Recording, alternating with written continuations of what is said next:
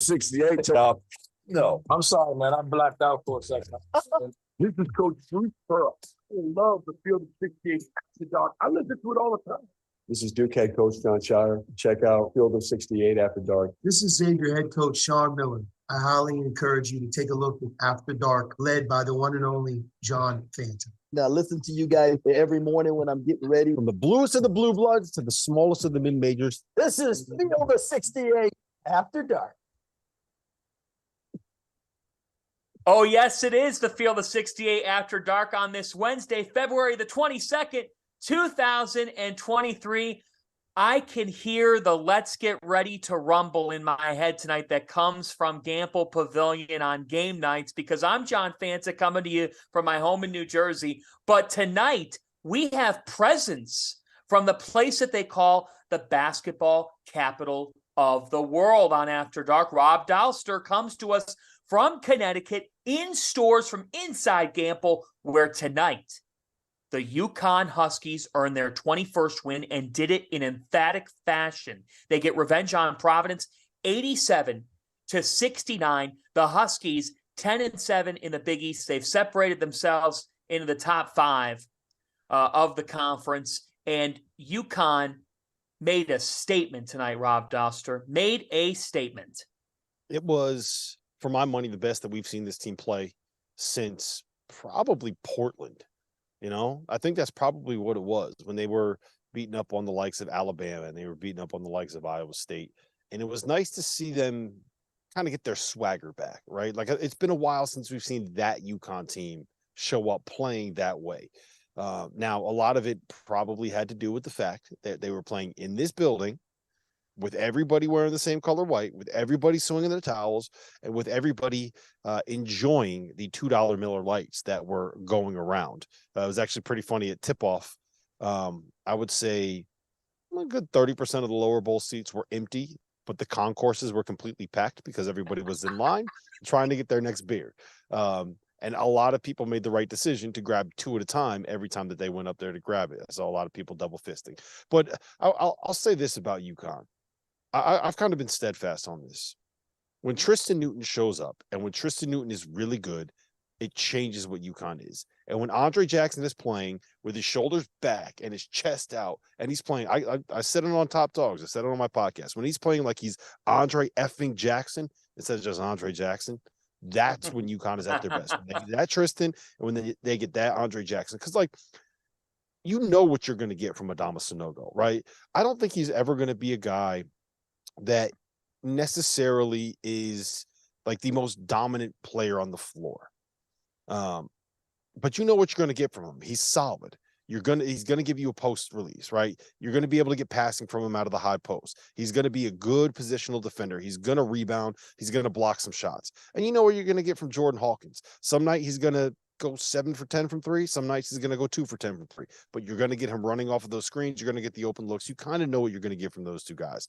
But when Tristan Newton plays great, and he wasn't great tonight. He was good. He wasn't great tonight, but he played with that confidence. Same thing with Andre Jackson. When you get it from those two guys, those are the difference makers, I think, John. There's nobody in college basketball whose energy when on is a direct parallel to what his team ends up doing than Andre Jackson's energy, hustle plays, his ability to get out on the run can do for this Connecticut team. It says it all that in 33 minutes tonight, he took a total of 3 shots. He had 4 points, 6 rebounds, 4 assists. This wasn't some absurd scoring game. But Rob, his floor game, he does the things that make you continually say, wow. Wow. The big thing with him is it's the defense, right? It is the presence that he gives you rebounding. Like, he shut off the water for Devin Carter. Devin Carter is in my mind is going to end up being an NBA player. Like, I think he's one of the best defenders, the best perimeter defenders you're going to find in college basketball. He is a guy that can create his own bucket, that can make threes, that can play off the bounce. He's got long arms. He's athletic. He's got that NBA pedigree because of who his dad is. And Andre Jackson shut the water off for him tonight.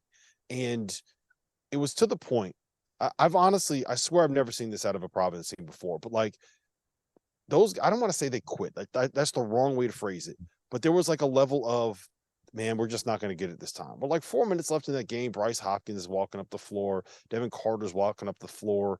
I think you heard in the press conference, Ed Cooley kind of called him out a little bit on it. Like that's not what you expect out of this team. And to me, that is what UConn was doing to teams earlier in the year. And I don't know if this is necessarily like them being, I'm doing air quotes here, them being back or whatever.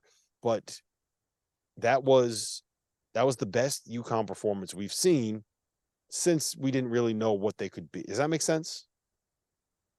Yes, it does, which is my question to you.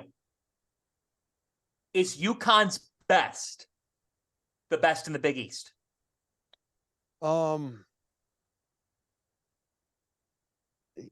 I don't think so. I know that they just lost. I still think Creighton is the best team in the league. And like, how can you argue with Marquette? Like, how can you argue with the team that is, we know how good Providence is. We know how good Creighton is. We know how good UConn is. We know how good Xavier is. And Marquette is 2 games in front of all of them. Right? Yeah. Yes. I think one of the things I took away last night, Fanta, from, and not to get off this game, but one of the things I took away from last night was the ability that Marquette has to create turnovers when they need to. I don't think that they're a great defensive team because I don't know if they have that many great defensive players. They don't really have the rim protection that they had last year. And when you get out and you pressure and when you get out and you overplay, it's really important that you have that element of rim protection to take that away.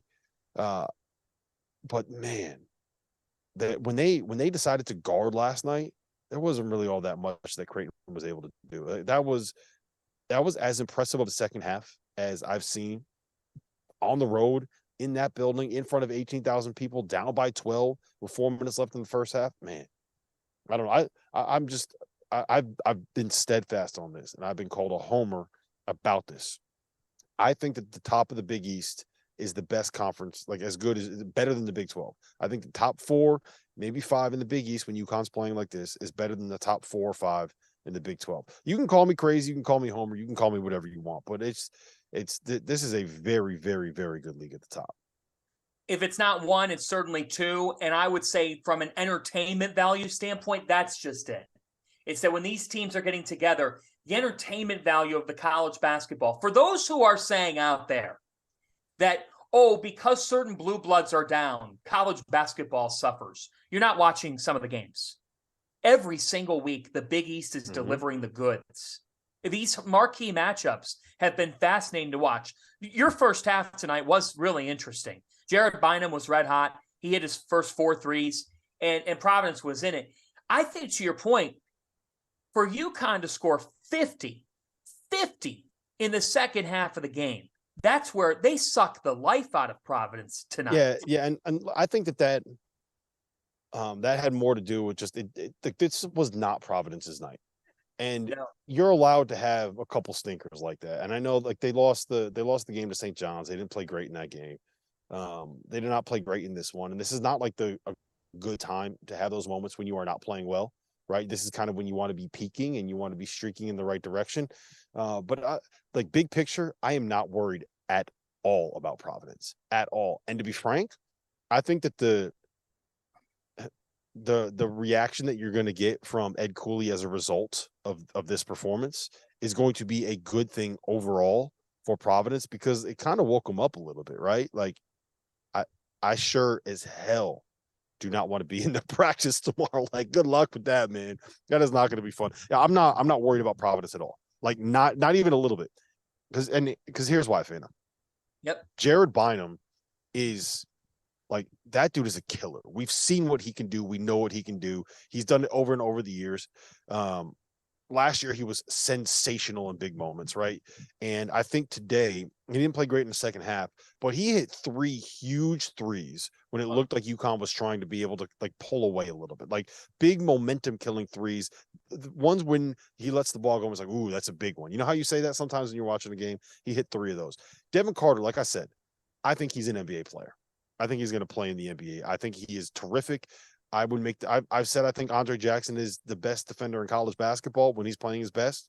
I think Devin Carter is somewhere in that conversation as well. Like I tweeted this out. he looks like he is the biggest pain in the ass to deal with when he's guarding you. Like, come on, man. Looks like that sucks. And then Bryce Hopkins is an All-American. He's a second-round pick, maybe a borderline first-round pick. And I think you can make the argument that when it comes to just straight up being able to get a bucket, he is as good as anybody in this conference. I think he might be the best player. I don't know if he's going to be the biggest player of the year. I think you got to give that to Tyler Kolek, but he's as good as any. I'm not worried about them at all.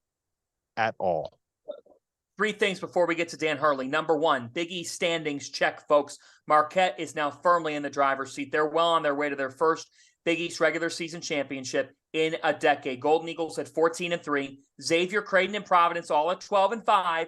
UConn at 10-7. Seton Hall at 9-8. Villanova at 8-9. And I go deeper into the standings, folks, because how things shake out here. Because now we know Marquette's going to win the regular season. Now it's like, okay, who's going to have to play Villanova in the conference tournament? Because all of a sudden that matchup has totally changed. Second thing on UConn, they out-rebounded Providence 40-20 in this game.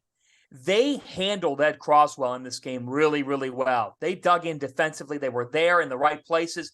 And that's where Sanogo just played. He played such a good game, a good floor game tonight. And then the third thing is nobody for Connecticut had more than 3 fouls in this game. Mm-hmm. That's big. I was nervous for a second because our guy Kevin McNamara, KMac Sports, he great job, as good as anybody covering Providence. He tweeted out Providence leads the Big East in free throw rate. They haven't taken a free throw yet today, with 18 minutes left in the second half, and it immediately led to a run of, like, out of 7 possessions, Providence shot 11 free throws. And I'm just sitting here like, hey, Matt, come on, man. You jinxed it. Can you tell me what the lottery numbers are going to be tomorrow? He probably could. Hey, I want to hear this interview. This is the interview that I'm looking forward to hearing, because our Rob Dauster, who's wearing his number 15 Kemba Walker jersey tonight in Gamble Pavilion, he caught up with the leader of the Huskies, who's got a team that could be very dangerous in March, Dan Hurley. Here's that one-on-one exclusive conversation. Now let me welcome onto the field of 68 after dark. UConn head coach Dan Hurley. Dan, first and foremost, I got a little bit of a bone to pick with you. I didn't realize that we were doing the whiteout, so I had the road blues on. Road blues, and you should have the throwback lights. I needed it. I went to the store to look, and all they had was the Ruby Gay one. I was like, I already got the Kemba jersey, right? Oh man, you're a super fan. I tried my damnedest up there to not go nuts, right? Yeah. It didn't really work all that well, but you know, I kept it subdued, respectful, right? January must have really sucked for you. Oh yeah, it was rough. Oh, it was rough. So let's talk about that. So you mentioned it in the press conference, right? You had the 3 home games or road games against the top 4 teams. Always tough. Yeah. St. John's game, Seton Hall game. How have you turned it around? Like what has changed? Yeah, I just think it's a culture. Number one, I think we pride ourselves on how connected we are, and the fact that we work our ass off 11 months a year as a program to be able to weather the storms that come up during. Now let me welcome onto the field of 68 after dark, UConn head coach Dan Hurley. Dan, first and foremost, I got a little bit of a bone to pick with you. I didn't realize that we were doing the whiteout, so I had the Great opportunities for our shooters, for Jordan and for Caravan, and to get post-ups, and for Adama, and to get Donovan in the ball screen game rolling at the rim. But the coaches that we play against are really good, man. They take away a lot of the best things that you want to do, and players got to make plays off script, and he's done a much better job of that. Seems like Andre is playing with a little bit more, I don't know if confidence is the right word, but he's back to being his flying around, for lack of a better term, just messing shit up for the other team defensively, right? Yeah, I think that's what he's at his best. That's what he does. Has that been a coaching thing? I mean, like, how have you gotten him going again? I think you just tell him you love him, and your impact is so much more than points or field goal attempts or a guy standing in the lane when they're guarding you. I think it was a little bit of a mind issue for him. It's such a unique thing when you're guarded like that, and there is a remedy to it.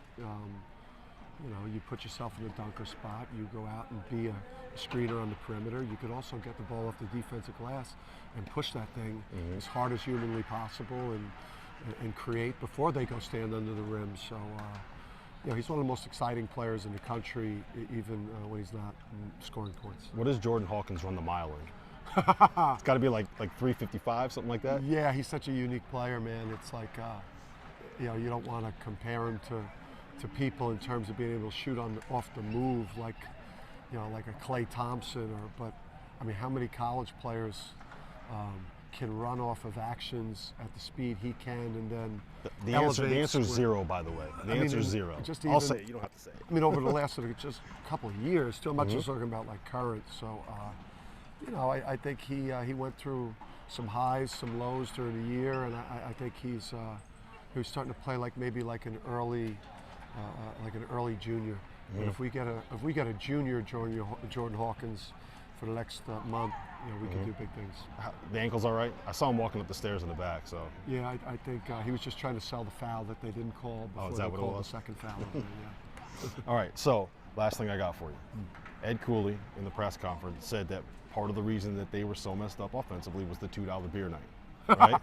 Is that going to be something where it becomes a consistent thing? I'm putting you on the spot now. Can UConn fans expect $2 beer night more often? Because I mean, it works. Yeah, get them drunk and you never know what's going to happen. I mean, again, much has been publicized about the XL UConn relationship in terms of the finances of it and how it's not really beneficial to the university. So I don't know. I'm begging for the $2 beer night, maybe even $1.50. Just get worse beer. Yeah. Or just get worse beer. I don't. Milwaukee. It becomes a consistent thing. I'm putting you on the spot now. Can UConn fans expect $2 beer night more often? Because I mean, it works. Yeah. Get them drunk and you never know what's going to happen. I mean, again, much has been publicized about the XL UConn relationship in terms of the finances of it and how it's not really beneficial to the university. So I don't know. I'm begging for the $2 beer night, maybe even $1.50. Just get worse beer. Yeah. Or just get worse beer. I don't. Milwaukee's bad. Just get worse beer and charge maybe $1. These people aren't going to care. No, that was awesome tonight. Yeah, I mean, that was Gamble at its best. All right, so you guys beat Providence by 18. You're back and rolling. You deserve something better than a $2 beer tonight. Danny Hurley, Huskies get their 21st win. UConn now 10-7 in the Big East and 14-2 at home on the year. We've got a break after this, breaking down a wild one between South Carolina and second-ranked Alabama. Crimson Tide on the ropes in a week of off-the-court controversy and drama. All that and more next. This is the Field of 68 After Dark, Sirius XM College, Channel 84. You're clear. All right. I don't know what happened with the chat. I don't know what happened with the interview. The full thing is going to be Yes. posted up on YouTube. That's the fun of live video production. Welcome to is live production, sometimes- chat. Yep. Sometimes Welcome to live things production. go wrong. What's going on tonight, Dagan? What questions do we have? We got a 2-point game here between the Gamecocks and Tide. Yeah, so I was scrambling a bit, so I didn't get the chance to check out the chat as much, obviously, with that interview there. So I did see one earlier asking kind of about the Big East Rookie of the Year race. Do you guys have... Hold on. I'm sorry for cutting you off. Brandon Miller has tied the game. He has tied the game. Alabama and South Carolina.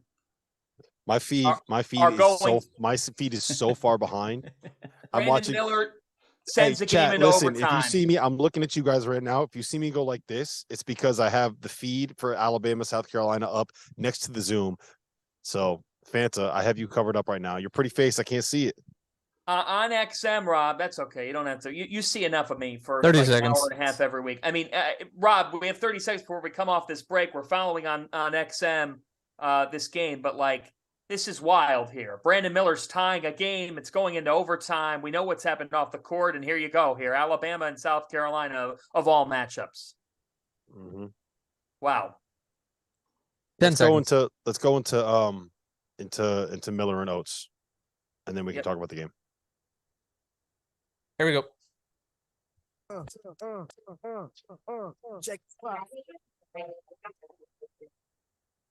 Welcome back to the Field of 68 After Dark on this Wednesday night. I'm John Fanta. Rob Dauster is with us from Gamble Pavilion tonight, where UConn beat Providence. Thanks to Dan Hurley again for joining us. All right. Alabama, the second-ranked team in the land, is going into overtime with South Carolina. They're tied at 68, a wild game down in Columbia.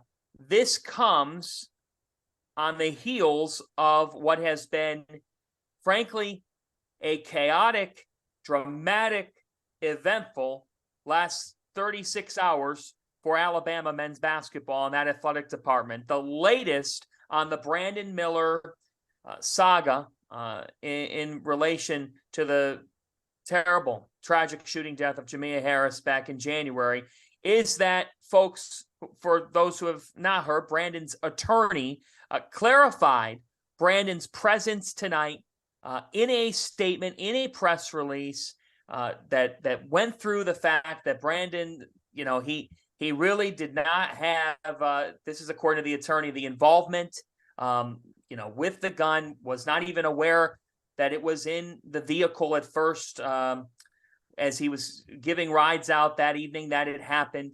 Rob, let's get to your reaction to this full attorney statement that really made the attempt to set the record straight here, to set the record straight on Brandon Miller's role in this shooting and in the delivery of the handgun. Yeah. So essentially, to paraphrase, you could check it out. We have it up on the Field of 68 Twitter account. But essentially, what the attorney said is that Brandon Miller drove Darius Miles to a nightclub. That Darius Miles left a legal handgun in the backseat of Brandon Miller's car. Brandon Miller did not realize it was there until a couple hours later. Darius Miles asked him to come back and texted him to bring his gun back. Brandon Miller brought it back, was not involved in handing the gun off, did not realize that there was an altercation. And the one key note that I think was that the lawyer clarified is that when he parked the car, the other car pulled up behind them after they had already parked. And then here's the most important segment of this statement. All of the events described are clearly captured on video. There is no dispute about Brandon's activities during this evening, which, it's one thing for a defense attorney to come out and defend his client. It's another thing if they have all of that on video. This to me would explain why Brandon Miller has not been suspended and has not been charged. I don't want to get into the nitty gritty of whether or not he should be playing right now. I think it's a difficult conversation to have because on the one hand, do you want to punish a player that is not charged with anything legally? But on the other hand, he was very clearly involved and there's a very easy out there.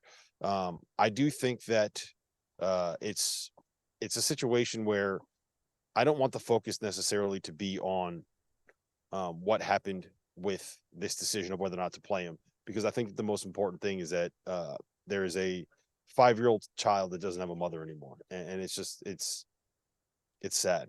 I hate that this is something that we're continuing to talk about.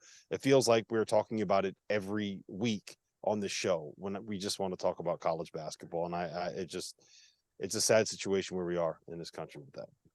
Yeah. So here's my take on this, and I don't want to dwell on it too long because frankly, and that's why, Rob, I'm not going to come out of a break, folks, and give you the full report word by word. Okay. Mm-hmm. We told you and we paraphrased there of what went on. The fact is, there's a couple of facts here. Number one, Darius Miles still asked for Miller to come get him and to come bring him the gun. And the attorney says that in the statement, and Miller did that. Now, the attorney clears it up with the fact that all of this is on video and that Miller's role in the actual shooting and the incident that occurred, his role is non-existent in that regard on video. I mean, he didn't play a part in it. So here's my thought process with this. The thought process with this is we could talk until the sun rises on whether or not Brandon Miller should be playing for Alabama.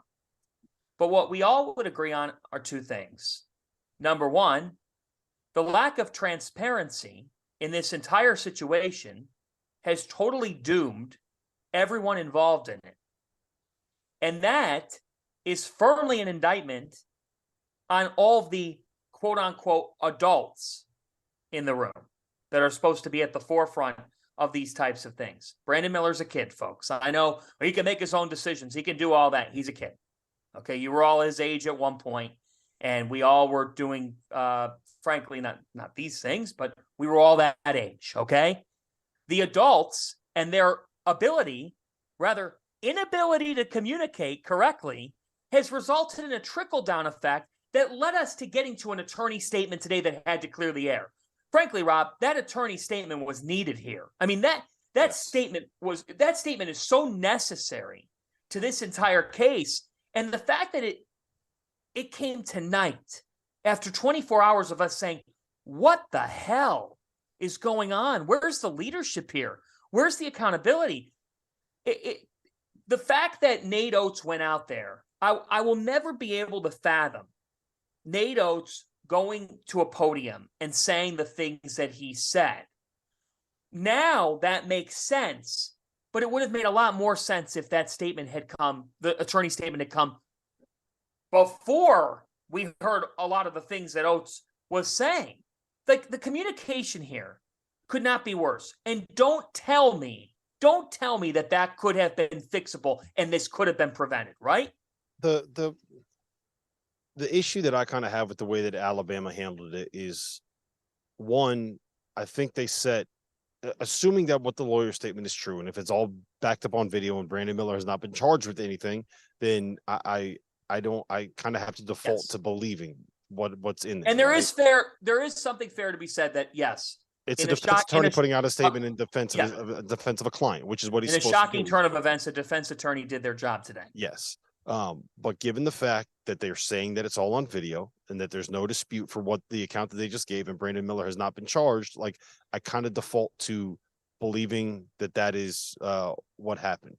The issue kind of centers on the fact that Alabama did not even hint to the idea that Brandon Miller was on the scene, right? So you get this idea, like, it comes out in court testimony. It gets put out in a story that is publicized by AL.com. And we get the shock that, oh, okay, the guy that might be a top 5 pick and is a first-team All-American was at the scene when this happened. And wait, he was the guy that also, according to the court testimony that is written in, it was testified by a police officer, which, like, again, you kind of had to default to believing what is said in court by a police officer, right? That Brandon Miller brought him the gun, and then immediately after that, like, Nate Oates is asked about it and says what he said, which, like, I think if Nate Oates was here right now, he'd saying, like, I don't think I could have handled that statement any worse in that press conference. Like, all of that piling on top of each other is just, that's how stuff like this explodes. And I don't want to come on here and sound like I'm just sitting here flatly defending Nate Oates and flatly defending Brandon Miller. I think you're going to have to default to the people that know more of the details. And again, if he's not being charged, you got to believe that there's a reason he's not being charged. It's just the fact that all of this exploded at once. Like, I don't know. I think that there was a little bit of a failure of leadership, and I don't want to. Yeah, it sucks that we're still continuing to have conversations about this. Like, it's a sad state. As we are talking here, I would just say this. Brandon Miller has 39 points and 8 rebounds tonight against South Carolina. And I am not a psychologist, and I'm not going to claim to be, but I find it hard to fathom that if he wasn't at peace in his whole situation with everything that's happened, because obviously he had to have some knowledge that yesterday's news could pop out because we know that NBA circles had this news. They were aware of it. He had to have knowledge that yesterday could happen, all the news cycle and the discourse. I just don't think that someone who is conflicted and phased and rattled and distracted and all of the things above because it would be very easy for a kid like that to have all those things going on in their head, would then, the night after all this has occurred, I mean, it's something theatrical, Rob, that he has scored 39 points for Alabama tonight against South Carolina. Yeah, it's That's quite a performance. Like he's an unbelievable player. Like I think we all knew that. It's not something that was a surprise. Yeah, it's a complicated situation. The discourse to me has been based on everything that we've seen. We can only go off what we read and see, and now tonight a professional statement from an attorney that's very direct. The discourse itself has been worse and more chaotic than it would appear Miller's role was. Like that's the craziest thing about it, is that again, the adults in the room have not handled this well. Yes, that's where I land on it. And by the way, before we reset here, we do have someone who is saying, because we engage with our chat members, they're telling us that we're wrong about Miles asking Miller to bring the gun. Rob, that happened. That's legitimately in the statement, is it not? There's a text message in the evidence. Folks, the question that is whether or not, like, I don't want to get into the legal details because it's impossible to know. You know, we don't have all of the information, so I don't want to get into the legal details. But yes, that's the story that has been given to us. And with 1 second left, Brandon Miller has made a layup for Alabama to put them ahead 78-76 on South Carolina. Frankly, one of the more unbelievable okay, Brandon Miller has just put up the most unbelievable performance of the college basketball season. I'm just going to say it right now. I don't care who the opponent is. All right. You're playing South Carolina. You have everything off the court happening. And he has gone for 41 points and may have just hit the game winner against the Gamecocks. That is unbelievable. An unbelievable performance. I don't know. There's nothing else to say about it. It's terrific. It's terrific. Yep. Yeah, I'm with you, Rob. I wish we didn't have to talk about it either. Nobody it's not something that's desirable to speak about, but it is very real. And we follow this game here on Sirius XM, which is what we're going to do right now. Brandon Miller, wow. That's all that needs to be said. Mm-hmm. That go final, guys? See here as we're waiting to come on.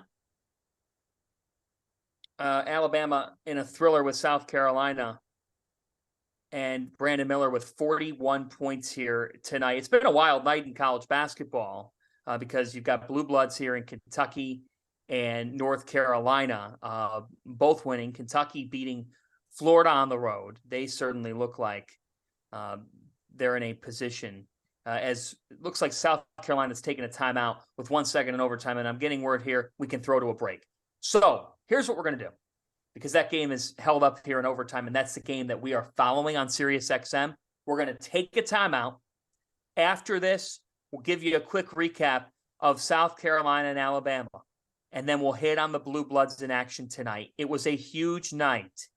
And at halftime tonight, North Carolina looked like their season was going to be on life support. What happened in the final 20 minutes? Plus, could Kentucky be dangerous in March? I'm going to ask Rob Dauster that question. All that and more on After Dark. You're clear. Dagan, we got anything in the chat? What do we got, Dagan? Yeah, I mean, we'll go back to the one I talked about earlier. Obviously, hard to transition out of a conversation like that into some questions. So we'll keep this kind of generic. But your thoughts on Big East Rookie of the Year race? Is it wrapped up? Who's the guy? What are your thoughts? It's wrapped up. Alex Caravan wins it. He's my Rookie of the Year. Rob?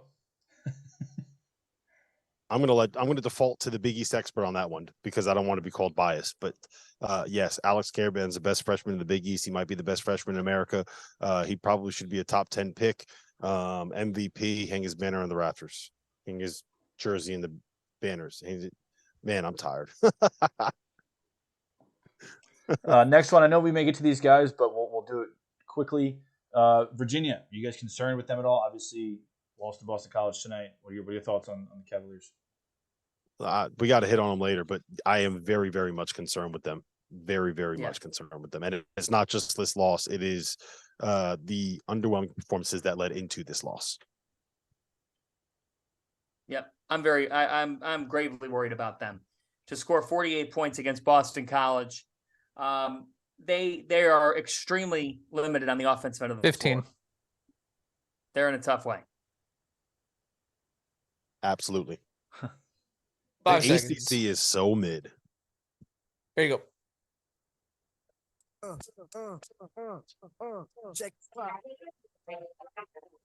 It's the Field of 68 After Dark on this Wednesday night, February 22nd, 2023. John Fanta, Rob Dauster with you going deep into the night. We just wrapped up here on SiriusXM College Channel 84. Alabama winning in overtime over South Carolina. Crimson Tide survive a scare past the Gamecocks, and they take it in OT. So, Alabama wins that game. Let's turn to the Blue Bloods, and we begin with what happened down in Gainesville tonight. Kentucky, the Wildcats coming off that statement win over Tennessee and looking like the part of a team that not only is on the right side in the bubble, but maybe could make some noise in the NCAA tournament. Kentucky 82, Florida 74. The Wildcats have won 3 in a row. Rob Dauster, how much are you willing? If I gave you $10, all right, and 10 being the most that you would put into the pot here, okay? On a scale of $1 to $10, how much would you put in the Kentucky Wildcats pot? Excuse me. I'm pretty in on them right now. I think that not Like compared to $8, $7? I mean, like, are we talking about winning a national title good, or are we talking about like they can get to a second weekend good? Because I'm in on them being a second weekend team. I think, look, they've won 3 straight. They're starting to get a little bit more healthy. You know, I know that they've lost some games, but CJ Frederick has been banged up. Severe Wheeler has been banged up. Kason Wallace missed a game in there. I don't think Oscar Shibwe, he still looks like someone that was dealing with a knee surgery in the offseason. I think that they are trending in the right direction. I think that they have already reached a spot where you can say they're in the right direction, right? And they've got 3 straight quad 1 wins and a sweep over Tennessee. Now, the SEC outside of Alabama is not great, John. We've talked about this before. And I think Arkansas is probably the team with the second highest ceiling in my mind, especially with Nick Smith back. I might put Kentucky third. I know, is that crazy? Like, I think Alabama's a Final Four national title contender. Arkansas is like one of those teams that's going to end up being a 7 seed that everyone's going to have their trendy pick be to the Elite 8, right? I think Kentucky, I think they can climb up to like that 8, 9, 10 seed line, and they're going to give someone a hell of a fight. They're going to give a 1 seed or a 2 seed a hell of a fight in the second round of the NCAA tournament. And the thing that stood out to me tonight, Oscar Shibwe, 12 for 13 from the floor. And he wasn't like he was crashing the offensive glass, getting second chance opportunities. You know, they found a way to make it work with him. Kason Wallace didn't play great tonight, but he played well enough to get the job done. That is a team that has talent, that has pieces, that has the reigning national player of the year, that has a lottery pick, and that has a bunch of guys that are getting healthy. Like, maybe that might have been, look, it took Cal a while to figure out what his best lineup was, but once he did, then they kind of got bit by the injury bug. So I'm in on Kentucky being a threat. And, you know, I said this the other day on the DTF podcast and I got ripped for it a little bit, Fanta. I think you have to give Cal some credit for the job that he's done righting the ship, because it could have been very easy for this thing to go completely off the rails. Look at North Carolina. Look at where they are right now, right? Look at what's going on with them. They needed a a last second when they ended up winning that game against Notre Dame, right? They held on to They win. did. So they ended up needing that win to avoid having their bubble chances completely blown up. Meanwhile, Kentucky, they've won 3 in a row. They won at Mississippi State, which is not an easy place to win. They swept Tennessee. They just won at Florida. I know Florida doesn't have Colin Castleton. Doesn't matter. That's not an easy place to win. So I think that they've kind of figured this thing out. I think you have to give Cal a little bit of credit for making sure that everyone kept pulling in that same direction. John Calipari does deserve credit. And if we're going to criticize him when Kentucky's failing, we need to credit him when he's having success. And I will give Coach Cal credit. How has Kentucky been able to figure something out? Well, you mentioned a bunch of different points that are very valid. I would submit this. To me, it's very rare in college basketball for a player who has not tallied a double-double in his first 20-some-odd games to now have back-to-back double-doubles at basically the end of February. Chris Livingston has figured something out. In his last 2 games, he's combined for 22 points and 25 rebounds. He now has scored in double figures in 4 of the last 5 games. Before this stretch of 4 out of 5 in double figures, Livingston has scored in double figures twice all season. And you know what else it is? Has clicked there. I think part of it is confidence. I think part of it is getting consistent playing time. But I'll tell you what, the most important part, he's never going to be a great shooter, right? That's probably going to be a knock on him, and that's probably going to end up being the reason that he doesn't end up being a first-round pick this year.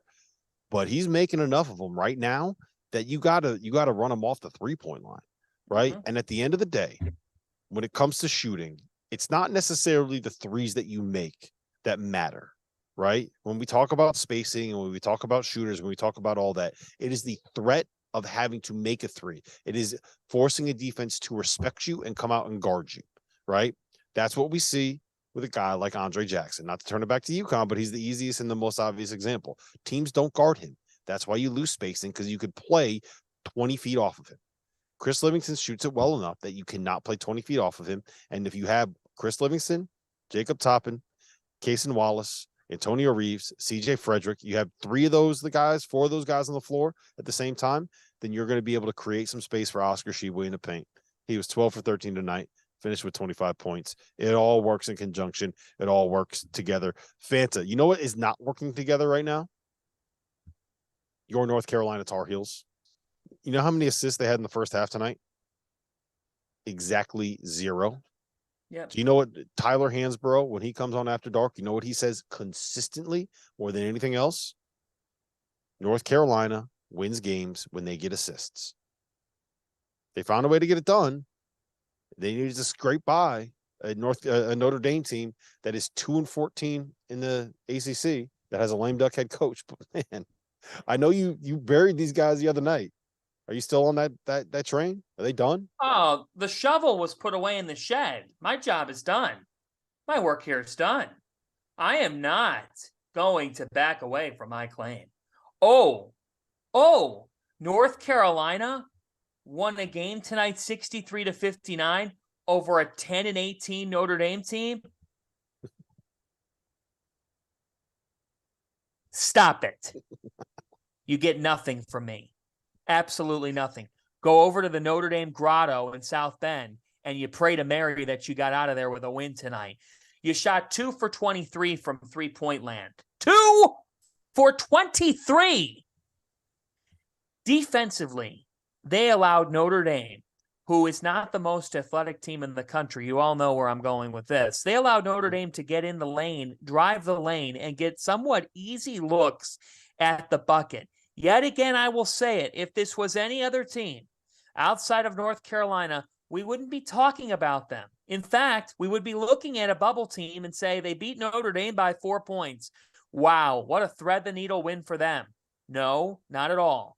They're among the first 8 out in the NCAA tournament conversations and all the bracketologies and whatnot. I will go ahead and say I was wrong if they make the field of 68. I will say I was wrong. I'll tell you when I'm wrong. I'm not somebody who's going to avoid telling you that when I'm wrong. But there's nothing that would suggest tonight that this team has figured something out. A win over Notre Dame, who has a head coach on his way out, does not suggest anything. They scored and 19 here's the points other in the thing, first Fanta. half. Here's the other thing is they still don't have a quad 1 win, right? Unless the numbers No. changed and someone popped up to number 29. I don't have it in front of me. They don't have a quad 1 win. They only have 2 more opportunities to do it. One of those opportunities, Virginia just got 15 piece on the road at BC. Virginia, who struggled with these very same Fighting Irish, who have not looked right in like probably 3 weeks. I just, you don't have the opportunities to get the big wins that you're going to be able to, that you're going to need to get. Right. I mean, that's Duke, just if you beat it. Duke at home, here's the thing. Duke is like, I think they're 39th in the net. If you That's beat Duke at just home, again, it. not a quad 1 win. That's just it, Rob. We're labeling this as if they beat Virginia and Duke on their home floor, then they're in. I mean, maybe they will be, but let's not just lock them in, folks. This is not Virginia and Duke that you think of here. Duke is solid. They're solid. Yeah. Here's Virginia's last 4 games. Oh, Virginia. Fanta, these are Virginia's last 4 games.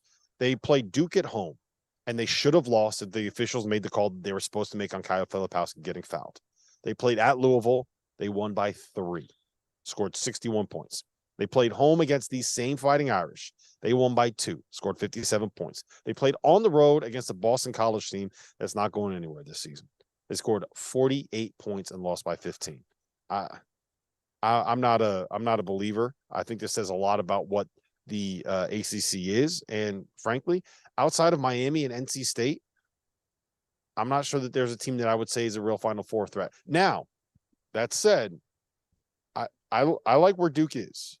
I feel the same way about Duke that I feel about Kentucky, in that they've gotten themselves to the point where I think that they're good enough to win a game or 2 in the NCAA tournament. Absolutely. Here's the problem, and then we got a break. A lot of people say, and I get it, folks out there.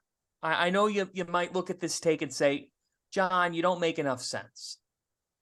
You can both say that a league is not very good, because this league is not very good, while also stating that the league could send 2 or 3 teams to the NCAA tournament second weekend. You know why? It's the NCAA tournament. It's the wildest postseason in sports. By the same token, when Big Ten teams don't go on deep runs, and we all say the Big Ten stinks, the Big Ten this, the Big Ten that, that performance doesn't have a reflection on how many teams a league gets into the NCAA tournament for the depth that they have in the season that they put together. We'll talk about that. We'll wrap things up by going around the country with more Rob's thoughts coming up here. This is the Field of 68 After Dark, Sirius XM, Channel 84. And you're clear. All right, Fanta, I got one for you. Okay, I'm gonna ping you on this. There have been 2 teams that were preseason number 1 that missed the end, that were ranked outside of a top 4 seed in the NCAA tournament.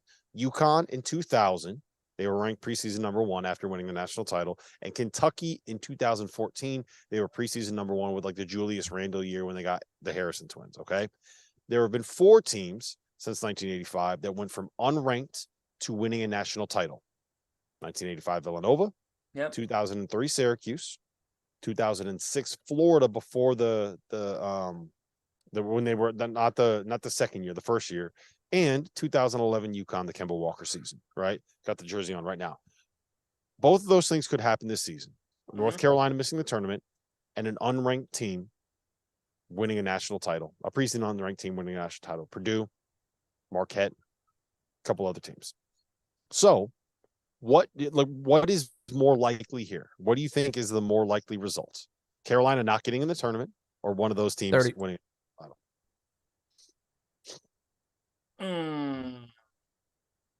No, Carolina not getting in the NCAA tournament, because the climate of the sport is crazy. Anything could happen. North Carolina, to me, it's not. I got dollars a donut says that North Carolina is a 10 playing seconds. if they beat Virginia and Duke. Okay, we'll see. 5. I don't see it, but It's the Field of 68 After Dark, Sirius XM College, Channel 84. John Fanta with you tonight. Rob Dauster, who was on hand for Providence and UConn. He's coming to us from Gamble Pavilion. Again, the Huskies, a winner, 87-69 in a top 20 showdown. UConn, they asserted themselves tonight, and they just showed the current climate of college basketball. Like UConn starting the season 14-0. They went through their rough patch. They did. Mm-hmm. There's teams who have gone through a rough patch. Baylor went through a rough patch this season. Kansas lost 3 games in a row in Big 12 play, and they're playing as well as anybody. I mean, I keep revisiting this with you, but as we talk towards the end of February, how many teams, ballpark it, how many teams could you foresee winning a national championship in this sport this season? Probably like 15 different teams this year. Because like at the end of the day, the way that you got to think about it is how many teams can beat the best team in college basketball. Best team in college basketball is Houston this year, probably, right? You can make the argument it's not, but probably is. And I just don't think that they are so utterly dominant that you are like as scared of them as you've been of like 2021 Baylor or 2018 Villanova or 2015 Kentucky or 2012 Kentucky, 2009 North Carolina. So I think a lot of teams, like, let's just go conference by conference. I think there's 5 teams in the Big East that are, well, you know what? Let me say 4 teams in the Big East that are capable of winning 4 straight games in the NCAA tournament. If you win 4 straight, you get to the Final Four, anything can happen. I would put Xavier in that conversation if we have a guarantee that Zach Freemantle is going to be healthy. In the Big 12, I think that there's 5. There's 5 more. Baylor, Kansas, Kansas State, TCU, and Texas, right? I think there's 2 in the Pac-12. I think there's 1 in the SEC. I think that there is 1 in the American, right? And I think that there is probably 2 in the Big 10. I'm going to say Purdue, and it's going to be crazy. You might think I'm crazy, but I'm still in on Indiana being able to make a run, especially if they get Xavier Johnson back. Wow. I thought you would say Illinois. I thought you would say Illinois, just being honest. No, Illinois just something's going to happen with them. Yeah, I got just you. Like I got you. They're going to have a bad night. Illinois, they're not consistent enough to win 4 straight. But like all of those would that surprise anybody if any of those teams found a way to make a run? No. I mean, shit, I wouldn't be that surprised if Kentucky got to the Final Four. Would you? No, I wouldn't be surprised by that at all because they have a lineup that they. What about Miami? What if Miami got to the Final Four? Would that surprise you? I actually think Miami's making the Elite 8. I really do. I don't even need to see what their draw is. They're one of the teams that I think is absolutely capable of it because Isaiah Wong and Nigel Pack can do what they did over the weekend when they combined for 51 points in a win over Wake Forest. And you know what? That's the thing. Folks, we get a lot of talk sometimes on the ACC that like, wow, you're being overly critical or all this. You know, Jeff Capel came out earlier this week, talked about media coverage of the league. Folks, Rob. Can't roll my eyes hard enough. Come on, man. Yeah. Games. Let me tell you something. Let me tell you something, folks. As much as Virginia's been poor the past 2 weeks, Miami looks great. And folks, Kevin Keats and NC State are a legitimate dark horse in the NCAA tournament. I mean, they blew out Wake Forest tonight, 90-74. Jarkel Joyner is on a mission right now. He goes for 29 points tonight. Back-to-back 29-point performances, man. He could play, and he's the second best guard on their team. Yeah, that's crazy. He scored 26 or more in 3 of his last 4 games. Like when you think of offensive firepower right now, NC State, they're right up there, not just in the ACC, folks.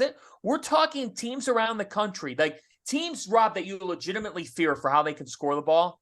NC State's top 15 in that conversation right now. They are deep.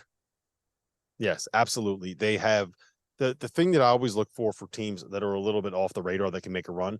Great guard play. I mean, look for teams that have 2 guards. You know who had 2 guards? Kemba Walker and Shabazz Napier. Those are 2 guards. You know who had 2 guards? Ryan Boatwright and Shabazz Napier. You know who had 2 guards? Louisville when they had Russ Smith and Peyton Siva. You know who had 2 guards? Baylor when they won it. You know who had 2 guards? Virginia when they won it. You know who had 27 guards? Villanova when they won it. NC State's got 2 guards when things break down that can go get you a bucket. And you know what? They play a style that's difficult to prepare for. If you haven't seen a team that presses you, and how can you not root for DJ Burns? I love him. You know how you got McDonald's All-Americans? He is an all-McDonald's American. I love him. I want to go to lunch with that kid. I want to do a feature on him. I love DJ Burns. I need a t-shirt because I would absolutely rock it. Hey, Fielding the 68 is every Monday and Friday. Our bracketologists do an amazing job at the Field of 68. It's 5 Eastern time every Monday and Friday. One of their teams in the last 4 was in action tonight, Wisconsin. The Badgers had to have it in many respects. They got it. They get their 16th win of the year. Final score 64-52 over Iowa. What happened? Connor Segian was hitting shots. He goes for 17 points. Chucky Hepburn goes for 12 points, 5 assists. And you know what? It hasn't always been pretty. Tyler Wall goes for 11 and 14. We've talked about him, Rob. Like, with a kid like Tyler Wall on your team, you're maneuvering through the bubble. Here's what you can say. Wall's a leader. And I think Wisconsin, it might be in Dayton. I think they're going to be in the field. They're going to find their way in. You want to know what I think, Fana? I think that the fact that we're saying we think Wisconsin this year is going to be in the field is all the evidence you need that we don't need to expand the NCAA tournament, man. Come on. No, you we watch don't. them play? I know. We don't. Hey, we got 2 minutes. So, toast of the night. Where are you going for your toast of the night? Fire away. I'm in New England right now. I'm in Storrs, Connecticut. About an hour and a half north of me, there's a little town called Burlington, Vermont.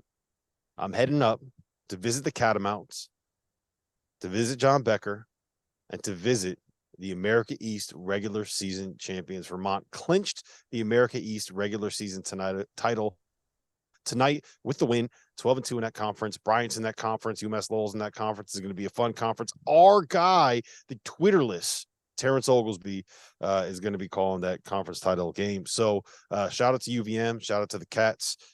Big win. Go John Becker. Hey, Terrence is over on FS1 right now if you want late night hoops. New Mexico is at Boise State. That's a very important bubble game for our Fielding the 68 crew. New Mexico up 48-44 on Boise State. I'm looking up and down through the slate. You know what? I think about who I'm going to toast here tonight. And I'm going to toast Kentucky. I'm actually going to toast Kentucky. I love it. You know what? We have been very cold to them, and it's been a disappointing year for the most part. But you know what? When crap hit the fan and it all looked like it was going to come crashing down, Oscar Tshiebwe tonight was fantastic. As you said, 12 for 13. Those freshmen are getting better. I'm toasting them because I'm believing in them to not just make the NCAA tournament, but to make a run. We got a run here as the seconds weighing down. For Rob Dauster, for Como, for Dagan Hughes, I'm John Fanta. Thanks so much for joining us on After Dark. We'll talk to you tomorrow, 11 Eastern time.